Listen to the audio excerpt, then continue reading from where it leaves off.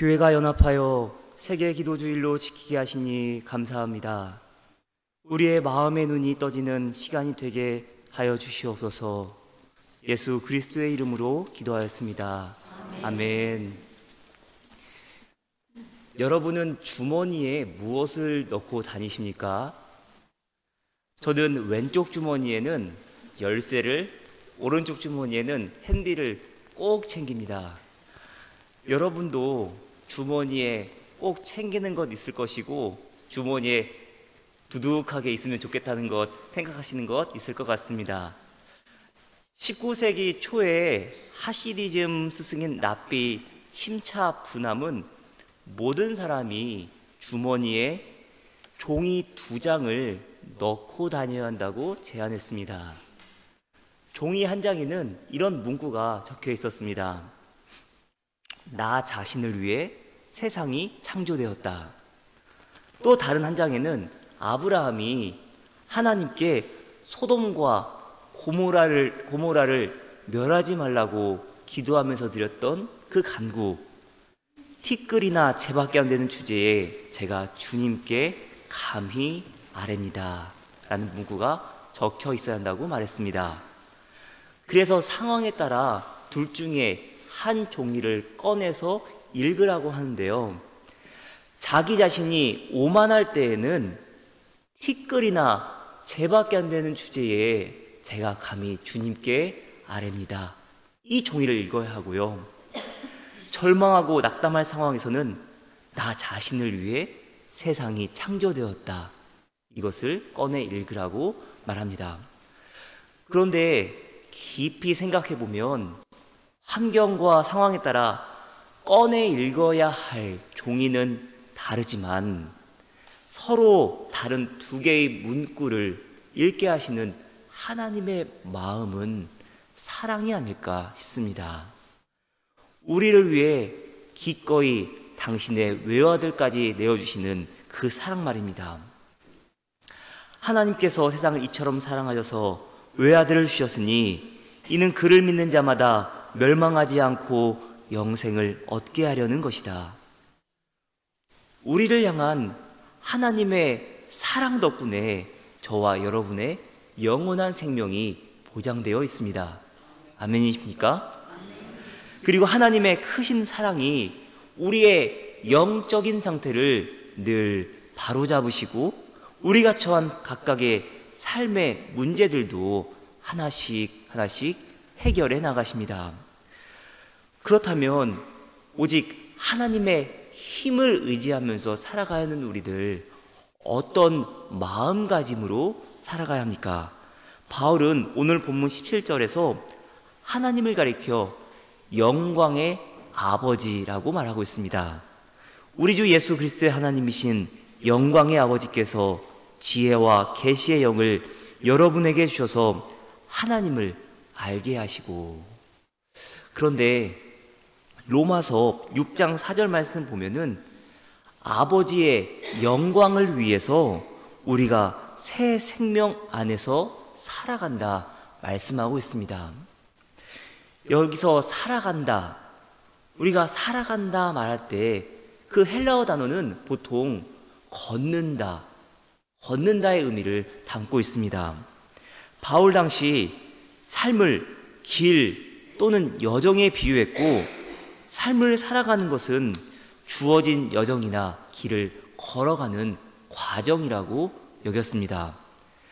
그래서 하나님의 자녀로 부르심을 받았다, 이 말은 저와 여러분이 이 세상에서 하나님의 영광을 위해 살아간다, 이 의미인 것입니다. 그런데 인생길을 걸어가는 저와 여러분이 꼭 기억해야 할 것이 있습니다. 우리의 마음 자세가 어떠해야 하는가인데요. 여러분, 천사가 왜 날 수 있는지 아세요? 천사가 왜 날 수 있을까요? 날개가 있어서요? 이런 말이 있습니다. 천사는 가볍기 때문에 날 수 있다. 네. 짊어질 거 다 주머니에서 내던지고 가볍기 때문에 날 수 있다, 이런 말이 있는데 우리 역시도 가벼워져야 합니다. 주철한 그의 책인 청춘에서 정리정돈에 대해 이렇게 정의하는데요. 정리는 불필요한 것을 버리는 일이고, 정돈은 필요한 것을 제자리에 갖다 두는 일이다. 이렇게 정의합니다. 버리고 비울 때 우리에게 더 좋은 것이 찾아옵니다. 신앙생활도 정리정돈을 잘 해야 얻을 수 있는 것들이 있습니다. 마가복음 6장 45절 이하 보면은 예수님께서 오병이어의 기적을 행하시고 제자들에게 벳세다로 가라 명하십니다. 그런데 날이 저물고 바람이 불자 제자들의 눈에는 거센 파도만 보였습니다. 방금 전 그들의 눈은 오병이어를 목격했고, 그리고 지금은 자기들을 위해 기도하고 계신 예수님, 그 예수님을 기억해야 하는데 그들은 두려워하였고 마음이 무뎌졌습니다. 그들의 마음이 무뎌졌다 말하는데, 성경은 이를 잘 보여주는 것이 이 지금 예수님의 제자들이 지금 어디로 향하고 있는가입니다. 그들은 예수님께서 명하신 벳세다로 가지 않았습니다. 그들이 도착한 곳은 게네사렛 땅이었습니다. 갈릴리 호수가 대부분 가파른 산으로 둘러싸였는데, 유일하게 북서쪽에 위치한 이 게네사렛 땅은 비옥한 땅이 있어서 농작물이 풍요했습니다. 어쩌면 오병이어를 경험한 예수님의 제자들, 내 것을 더 비우는 것이 아니라 더 채워주옵소서 기도하는 것 아닐까 싶습니다. 그래서 예수님이 가라 명한 벳세다로 가지 않고 게네사렛 땅으로 갔습니다. 그런데 여러분, 예수님이 이 게네사렛 땅이 비옥한 땅인 걸 몰라서 다른 곳으로 가라고 했겠습니까? 그럼에도 게네사렛이 아닌 벳세다로 가라 명하신 이유가 분명히 있었습니다. 제자들은 겉으로 보이는 풍요 때문에 게네사렛을 찾을지 모르지만 그곳은 세례 요한을 죽인 헤롯 안티파스가 다스리는 지역이었습니다.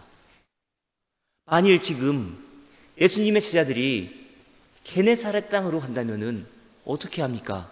지금 헤롯은 예수님 행적을 들으며 세례 요한이 다시 살아났다고 두려워하고 있습니다. 당연히 제자들을 처형하려 하지 않겠습니까? 마음이 무뎌져 있는 제자들입니다. 하지만 예수님은 끝까지 그들과 동행하십니다. 무뎌져 있는 제자들 나무라지 않으시고 끝까지 동행하십니다. 드디어 제자들과 함께 벳스다에 도착했는데, 그곳에서 예수님은 눈먼 사람의 눈부터 뜨게 하는 일을 가장 먼저 행하십니다. 제자들의 눈은 예수님이 아닌 온통 세상 것에 한눈 팔려 있는데 과연 무엇을 바라봐야 하는지 말씀하고 있는 것 같지 않습니까? 제자들의 마음의 눈은 무뎌져 있고 눈먼 사람의 눈은 오히려 뜨게 하십니다. 벳세다를 지나 여리고에 도착하신 예수님, 또 바디메오의 눈도 뜨게 하십니다. 마가복음 10장 52절에서 이렇게 말씀합니다. 예수께서 그에게 말씀하셨다. 가거라, 내 믿음이 너를 구원하였다. 그러자 그 눈먼 사람은 곧 다시 보게 되었다. 그리고 그는 예수가 가시는 길을 따라 나섰다. 아멘. 사랑하는 여러분, 사순절 제2주를 보내고 있고 세계기도 주일로 지키고 있습니다. 과연 저와 여러분은 누구와 함께 길을 걸어가야 하고 누구를 쫓아 우리 인생의 향방을 정해야 합니까? 이번 사순절 기간에는 내 마음에 무거운 짐들도 정리정돈하시길 바랍니다. 영적으로 깨어 있어서 내 인생의 앞날도 주님 보시기에 아름답게 되기를 소원하시길 바랍니다. 그래서 오늘 본문 18절 이렇게 말합니다. 여러분의 마음의 눈을 밝혀주셔서 하나님의 부르심에 속한 소망이 무엇이며 성도들에게 베푸시는 하나님의 영광스러운 상속이 얼마나 풍성한지를 여러분이 알게 되기를 바랍니다. 사랑하는 여러분, 여러분 한 분 한 분 하나님이 부르셨습니다. 그 부르심을 따라 지금까지 순종하며 하나님 보기에 부끄러움 없이 살아오신 줄 믿습니다. 결코 쉽지 않으셨겠지만 하나님의 능력을 의지하며 살아오신 여러분을 축복합니다. 앞으로의 시간도 오직 하나님만 바라며 나아가시길 바랍니다. 그리하여 저와 여러분 모두가 하나님의 영광스러운 상속을 이어받는 귀한 직분자들이 되기를 간절히 소망합니다. 기도합니다. 하나님 은혜에 감사합니다. 늘 하나님만을 바라며 나아가는 저희들 되게 하시고 우리 마음이 맑아지고 우리의 영적인 눈이 환하게 떠지게 하옵소서. 예수 그리스도의 이름으로 기도하였습니다. 아멘.